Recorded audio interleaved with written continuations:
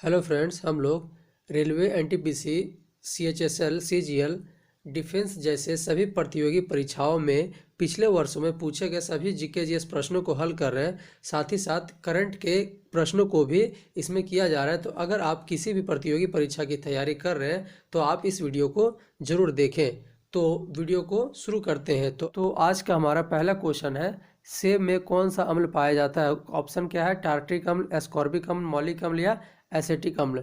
तो टार्ट्रिक अम्ल किसमें पाया जाता है? तो टार्ट्रिक अम्ल आपका पाया जाता है इमली में। एस्कॉर्बिक अम्ल अगर की बात करें तो विटामिन सी में क्या पाया जाता है? तो एस्कॉर्बिक अम्ल पाया जाता है। और अगर इस क्वेश्चन के राइट आंसर की बात करें तो ऑप्शन सी, मौलिक अम्ल किसमें पाया जाता है? तो मौलिक अम्ल सेब में पाया जाता है। और एसिटिक अम्ल की अगर हम बात करें तो एसिटिक अम्ल किसमें पाया जाता है? तो ये आपका सिरका में पाया जाता है। सिरका में कौन सा अम्ल पाया जाता है? तो आपका एसिटिक अम्ल पाया जाता है। अगर हम कुछ और अम्ल की बात कर लें तो आपका टमाटर के बीज में कौन सा अम्ल पाया जाता है? तो इसमें आपका ऑक्जेलिक अम्ल पाया जाता है टमाटर के बीज में। और अगर हम बात कर लें कुछ तो आपका साइट्रिक अम्ल किसमें पाया जाता है? तो साइट्रिक अम्ल खट्टे पदार्थ में साइट्रिक अम्ल पाया जाता है। साइट्रिक अम्ल खट्टे पदार्थ में पाया जाता है। अगला क्वेश्चन हमारा, किस रोग की संभावना होने पर भी बिड़ाल जांच की जाती है? ऑप्शन क्या है आपका? मलेरिया, टाइफाइड, हैजा या पीला ज्वार। तो हैजा क्या है? तो हैजा आपका एक प्रकार का बैक्टीरिया जनित रोग है। और अगर हम टाइफाइड की बात करें तो टाइफाइड क्या आपका? टाइफाइड भी एक बैक्टीरिया जनित रोग है। और मलेरिया क्या है? तो मलेरिया आपका एक प्रोटोजोआ जनित रोग है। अगर इस क्वेश्चन के राइट आंसर की बात करें तो इस क्वेश्चन का राइट आंसर क्या हो जाता है आपका? ऑप्शन बी, टाइफाइड हो जाता है। अगला क्वेश्चन हमारा वेल्डिंग के लिए तप्त ज्वाला निकालने के लिए किस गैस का उपयोग किया जाता है? ऑप्शन क्या है? अमोनिया, एसिटिलीन, प्रोपेन या आपका एथिलीन। तो अगर हम अमोनिया की बात करें तो अमोनिया का रासायनिक फॉर्मूला क्या हो जाता है? तो अमोनिया का रासायनिक फॉर्मूला हो जाता है आपका NH3। एसिटिलीन का क्या हो जाता है? तो एसिटिलीन का आपका होता है C2H2। और अगर हम प्रोपेन की बात करें तो प्रोपेन का क्या होता है? C3H8 हो जाता है। और आपका अगला ऑप्शन क्या है हमारा? एथिलीन का। तो एथिलीन का भी शायद C2H4 ही होता है। तो इस क्वेश्चन के अगर राइट हम बात करें, राइट आंसर की बात करें तो इसका राइट आंसर क्या हो जाता है? ऑप्शन बी हो जाता है, एसिटिलीन हो जाता है। किसमें उपयोग किया जाता है? तो वेल्डिंग के लिए उपयोग किया जाता है किसका? तो एसिटिलीन का उपयोग किया जाता है। अगला क्वेश्चन हमारा, चांद की सतह से यदि एक चट्टान लाया जाता है तो क्वेश्चन मार्क। तो ऑप्शन क्या दिया हुआ है? उसका द्रव्यमान बदलता है, उसका भार बदलता है, द्रव्यमान नहीं। तीसरा ऑप्शन है हमारा, द्रव्यमान और भार दोनों बदलता है, या आपका इसका द्रव्यमान और भार वही रहता है। तो इसका राइट आंसर की अगर हम बात करें तो इसका राइट आंसर क्या हो जाता है? इसका भार बदलता है, द्रव्यमान नहीं बदलता है। अगला क्वेश्चन हमारा, कोयले का उच्चतम कार्बन युक्त प्रकार है? ऑप्शन क्या है? पीट कोयला, एंथ्रेसाइट कोयला, बिटुमिन्स कोयला या लिग्नाइट कोयला। तो अगर हम पीट कोयला की बात करें तो इसमें कितना % कार्बन पाया जाता है? तो इसमें आपका 25 से 30% कार्बन पाया जाता है। अगर एक्यूरेट की बात करें तो इसमें आपका 27% से कम कार्बन की मात्रा पाई जाती है। अगला ऑप्शन क्या है मेरा? एंथ्रासाइड। तो इसमें सबसे अधिक पाया जाता है। एंथ्रासाइड में कितना पाया जाता है? तो एंथ्रासाइड में आपका 80 से 95% तक कार्बन की मात्रा पाया जाता है इसमें। बिटुमिन्स में कितना पाया जाता है? तो बिटुमिन्स में आपका 55 से 65% तक कार्बन पाया जाता है। और लिग्नाइट में कितना पाया जाता है? तो 45 से 55%। तो आपका अगर देखा जाए उच्चतम प्रकार का कोयला कौन हो जाएगा? तो फर्स्ट हो जाएगा एंथ्रासाइड, सेकेंड हो जाएगा आपका बिटुमिनस, थर्ड हो जाएगा आपका लिग्नाइट और फोर्थ हो जाएगा आपका पीट कोयला। एंथ्रासाइड में कितना है? तो 80 से 95% है। बिटुमिन्स में कितना है? तो 55 से 65% है। लिग्नाइट में कितना है? तो लिग्नाइट में कार्बन की मात्रा आपका 45 से 55%। और अगर हम पीट की बात करें तो आपका याद रखिएगा 25 से 30% तक। एक्यूरेट अगर पूछ दे तो 27%। अगला क्वेश्चन हमारा, निम्न में से कौन असुमेलित नहीं है? तो ऑप्शन क्या है? प्रारूप समिति का डॉक्टर राजेंद्र प्रसाद, संघ अध्यक्ष की बात हो रहा है इसमें। संघ संविधान समिति का तो पंडित जवाहरलाल नेहरू, प्रांतीय संविधान समिति का तो सरदार वल्लभ भाई पटेल, और झंडा समिति का डॉक्टर राजेंद्र प्रसाद। तो आपका झंडा समिति का क्या है, तो झंडा समिति का आपका अध्यक्ष कौन थे, तो डॉक्टर राजेंद्र प्रसाद, ये आपका सही है। प्रांतीय संविधान सभा समिति के अध्यक्ष अगर की बात कर लें तो ये आपके सरदार वल्लभ भाई पटेल, ये भी सही है। और आपका संघ संविधान समिति की अगर बात करें तो ये आपका पंडित जवाहरलाल नेहरू, ये भी सही है। तो आपका प्रारूप समिति के अध्यक्ष कौन थे, तो प्रारूप समिति के अध्यक्ष थे भीमराव अंबेडकर। भीमराव अंबेडकर। और अगर हम, तो राजेंद्र प्रसाद एक तो झंडा समिति के अध्यक्ष थे और दूसरे क्या थे, संचालन समिति के अध्यक्ष।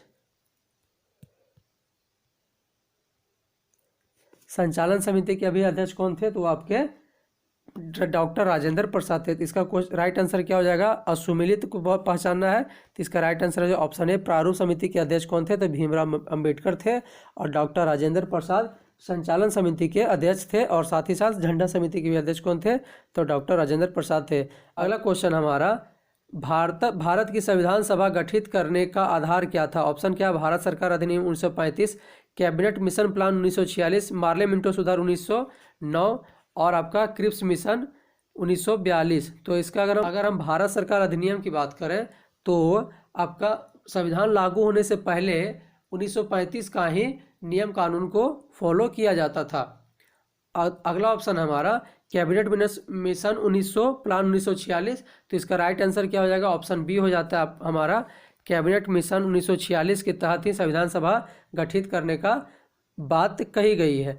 और आपका मार्ले मिंटो सुधार 1909 में क्या था, तो मार्ले मिंटो सुधार इसका उद्देश्य क्या था, तो पृथक निर्वाचन मंडल का उद्देश्य किसमें का था, तो आपका मार्ले मिंटो सुधार 1909 में था। और लास्ट ऑप्शन है क्या हमारा, क्रिप्स मिशन 1942।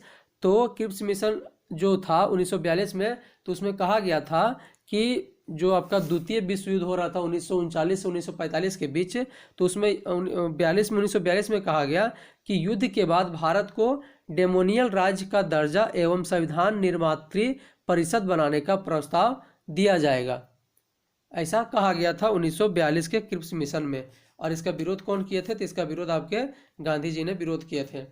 अगला क्वेश्चन हमारा, संविधान सभा में किस देशी रियासत ने प्रतिनिधि में भाग नहीं लिया। ऑप्शन क्या है, मुंबई, मद्रास, कोलकाता या हैदराबाद। तो आपका मद्रास, कोलकाता और मद्रास, कोलकाता, मुंबई, ये सब तो लिया था भाग, लेकिन आपका हैदराबाद जो था वो भाग नहीं लिया था। अगला क्वेश्चन हमारा, संविधान सभा का संवैधानिक सलाहकार किसे नियुक्त किया गया था। ऑप्शन क्या है, भीमराव अंबेडकर, BN राव, राजेंद्र प्रसाद और महात्मा गांधी। तो पिछला क्वेश्चन में हम बताए थे भीमराव अंबेडकर के बारे में। प्रारूप समिति के अध्यक्ष कौन थे, तो आपके भीमराव अंबेडकर थे। प्रारूप समिति में कुल सदस्यों की संख्या कितनी थी, ये भी क्वेश्चन कभी कभी पूछा जाता है कि प्रारूप समिति में कुल सदस्यों की संख्या कितनी थी। तो आपका राइट आंसर क्या हो जाएगा, आपका 7 हो जाएगा। और इसके अध्यक्ष कौन थे, तो भीमराव अंबेडकर थे। राजेंद्र प्रसाद संचालन समिति के, और झंडा समिति के अध्यक्ष कौन थे, राजेंद्र प्रसाद।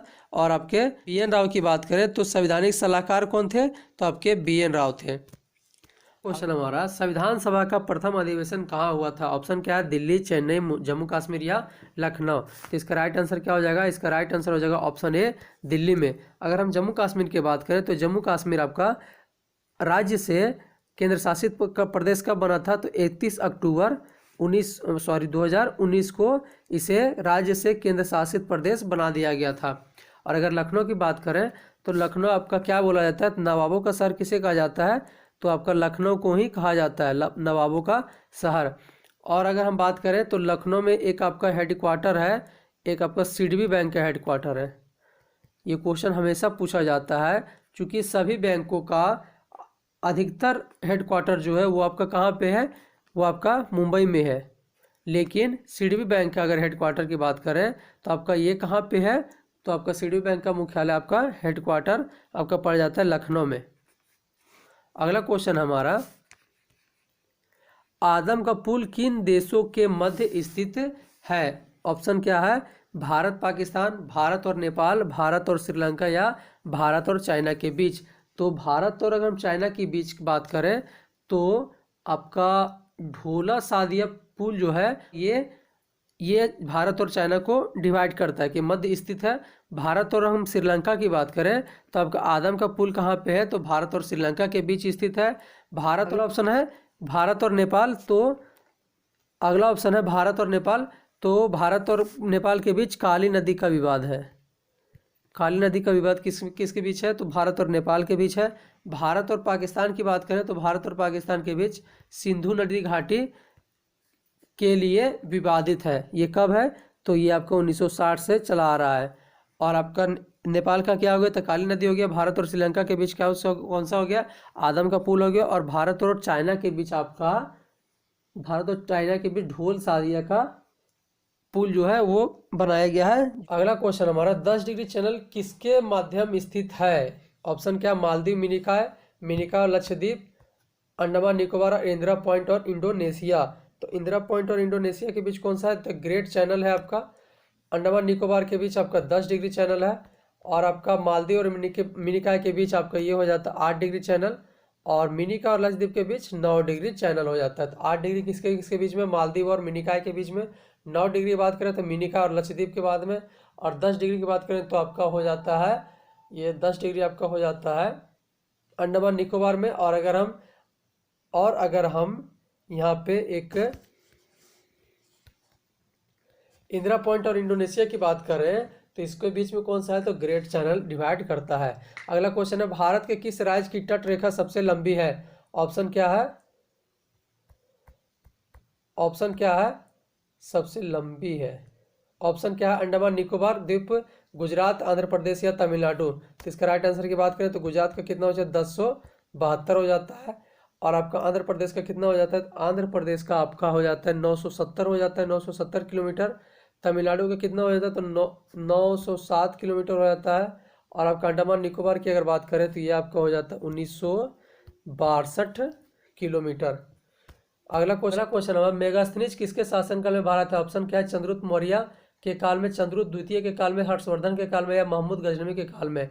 तो ऑप्शन इसका राइट आंसर क्या हो जाएगा, आपका राइट आंसर ऑप्शन ए हो जाएगा, चंद्रगुप्त मौर्य के काल में। इसके काल में कौन आया था, तो मेगास्थनीज आए थे। और आपका इंडिका नामक पुस्तक की रचना किसने किया, तो वो आपका मेगास्थनीज ने किया। चंद्रगुप्त द्वितीय की बात करें तो इसमें कौन आया था, तो फाहान आया था। फाहान कहाँ से था, तो आपका चीन के सही था। और अगर हर्षवर्धन के काल की बात करें तो हॉन्सोंग आया था। हर्षवर्धन के काल में कौन आया था, हॉन्सोंग आया था, और ये भी चीन से ही था। और अगर महमूद गजनवी की बात करें तो महमूद गजनवी के काल में कौन आया था, तो अलबरूनी आया था। अगला क्वेश्चन क्या है, द्वैध शासन की व्यवस्था लागू की थी। क्या option, Robert Clive, Lord Wellesley, Lord Cornwallis या वॉरेन हेस्टिंग्स। तो इसका द्वैध शासन की लागू किसने किया था, तो यह ऑप्शन ए राइट आंसर हो जाता है, रॉबर्ट क्लाइव। लॉर्ड वेलेस्ली की अगर बात करें तो वेलेस्ली कौन था, तो सहायक संधि प्रणाली की शुरुआत किसने किया था, वेलेस्ली ने। सहायक संधि, इसका शुरुआत किसने किया है, तो आपका लॉर्ड वेलेस्ली ने किया है। अगर हम सहायक संधि की बात करें तो सहायक संधि की स्टार्टिंग तो आपका सबसे पहले कौन किया था, तो फ्रांसीसी के गवर्नर कौन था, डुप्ले ने सहायक संधि की स्थापना किया था। अगला क्वेश्चन, अगला ऑप्शन क्या है, अगला ऑप्शन आपका क्या है, लॉर्ड कॉर्नवालिस। तो ये कौन था, तो भारत का पहला गवर्नर जनरल कौन था, तो ये आपका लॉर्ड कॉर्नवालिस था। ऑप्शन सी हो जाएगा। और आपका सिविल सेवा का जनक किसे माना जाता है, तो लॉर्ड कॉर्नवालिस को माना जाता है।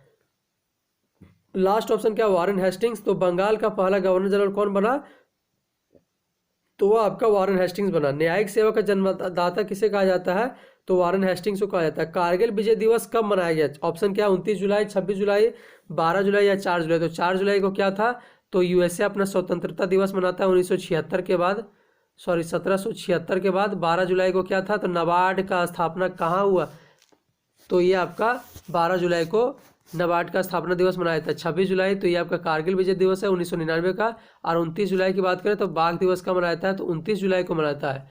इंग्लिश चैनल को पार करने वाली पहली भारतीय महिला कौन थी, तो ऑप्शन क्या है, बछेंद्री पाल, आरती शाह, बुला चौधरी या कल्पना चावला।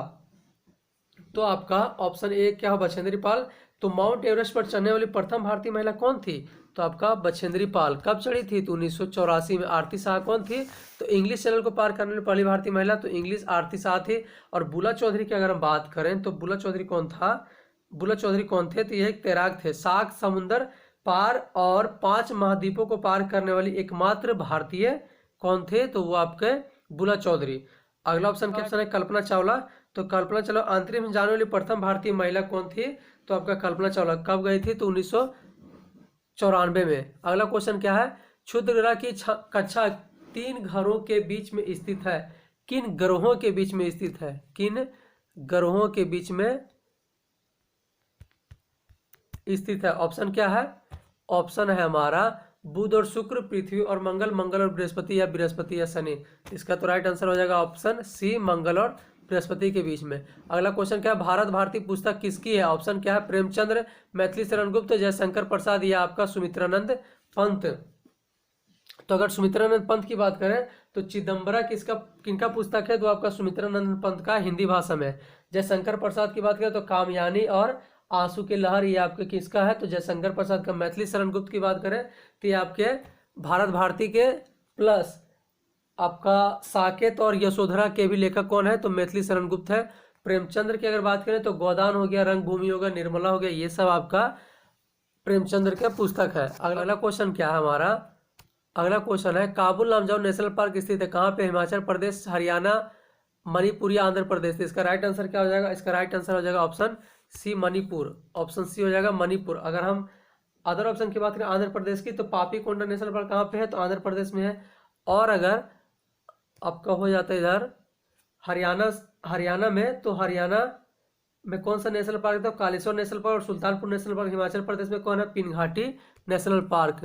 अगला क्वेश्चन है स्वच्छ आदत स्वच्छ भारत अभियान के ब्रांड एम्बेसडर कौन है? ऑप्शन क्या है? काजोल, विद्या बालन, प्रियंका चोपड़ा या पीवी सिंधु। तो अगर हम काजोल की बात करें तो आपका स्वच्छ आदत स्वच्छ भारत के है काजोल। विद्या बालन किसका है? तो विद्या बालन किनकी है? तो आपका निर्मल भारत अभियान के ब्रांड एम्बेसडर कौन है? काजोल है। प्रियंका चोपड़ा क्या है? तो यूनिसेफ और स्किल इंडिया के ब्रांड एम्बेसडर प्रियंका चोपड़ा है। पीवी सिंधु किसका है? किनके हैं? तो ये आपके सीआरपीएफ के हैं। अगला क्वेश्चन हमारा ल्यूकीमिया किस का रोग है? ऑप्शन क्या है? फेफड़े का, रक्त का, त्वचा का, या तंत्रिका तंत्र का। तो ऑप्शन बी इसका हो जाएगा, रक्त का हो जाएगा। अगला क्वेश्चन हमारा ग्लोबल फायर पावर सूचकांक में भारत के रैंक कितना? ऑप्शन क्या है? 1 2 3 4। तो एक रैंक किसका है? तो एक रैंक आपका यूएसए का है। ग्लोबल में एक रैंक किसका है? तो यूएसए का। दूसरा किसका होता है? रशिया का। तीसरा किसका है? चाइना का। और चौथा किसका है? इंडिया का। तो इसका राइट आंसर क्या हो जाएगा? ऑप्शन डी हो जाएगा राइट आंसर। धन्यवाद।